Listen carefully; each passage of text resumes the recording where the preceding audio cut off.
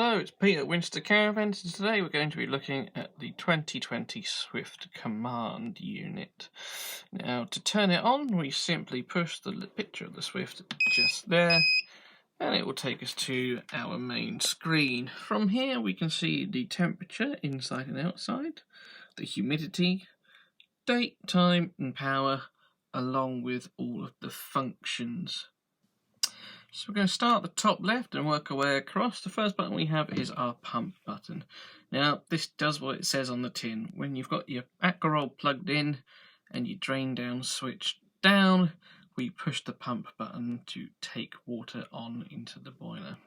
Next one along, we have awning light. So we simply push that and it will turn our awning light on outside. Next one along is lighting for inside the caravan. We have two here. One's for the left hand side is for the rear of the caravan, and the right hand side is for the front of the caravan. To turn the lights on, you can push light off button there. As we can see, we have a light above the van. We can dim this by pressing the plus or minus to whichever setting you would like, or once again you can turn the entire thing off by simply pushing off. So the next button along is our power button. This shows you sources of power we've got coming in, leisure battery, solar fitted and vehicle. We can push the arrow in the corner to take us to the next screen, which shows us the AC current coming into the caravan, and you can also adjust the amp levels depending on what site you're on the right, simply by pushing the off button and then the plus or minus to adjust accordingly. The next one along is your water. So if I push this, it will tell you the current level in your onboard water tank if it's fitted. And to fill this, we simply push the fill button.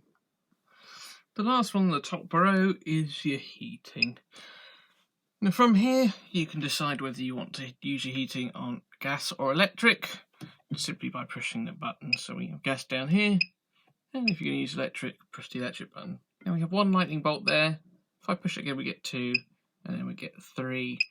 The number of lightning bolts is the kilowatts of power used, so 1, 2, or 3. To adjust the temperature, you just push the plus or minus to the left there, and then if you want your hot water on, we push the hot water button.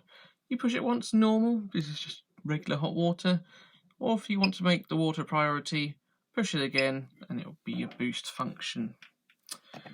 You also have timers, and you can use that by pushing timer.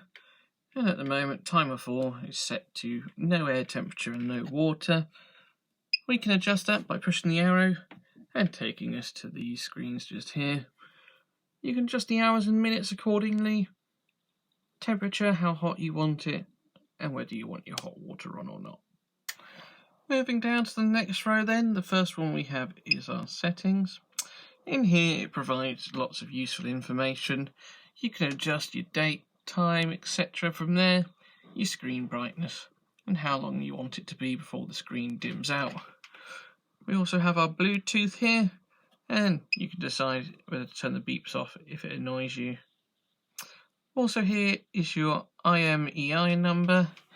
This is a handy thing to remember, as if you have issues with the command system, you'll often be asked to quote this. Moving along, we have our radio button. Now the radio is standard on all Challenger, Eccles and Elegance models, but is only part of the diamond pack in the sprites. If you push the radio button, it will take you in here. And to turn it on, we simply push the mode at the top here. It will take us to FM to begin with. And it's like a standard car stereo. Push scan, it will find the nearest station. And you can preset these stations to 1, 2, 3, 4. If you want to tune it manually, you just use the plus or minus at the top there, and to adjust the volume, we push it down there. If we go into the next menu, you can adjust the balance to the left or right side of the caravan, bass, treble, etc. And the last button we're going to look at is the fridge button. So if I push the fridge button, it will take us to this screen. From here, we can adjust whether we want to run the fridge off of 230, 12 volt or gas, or if we want it off completely. The plus or minus to the left here is to adjust the temperature, and the gauge tells you how hot or cold it currently is. Now, I've set the fridge on using the Swift command panel, and this is the settings we had here. It's important to note that if we change it on the actual fridge itself, it will change it on the Swift command unit too.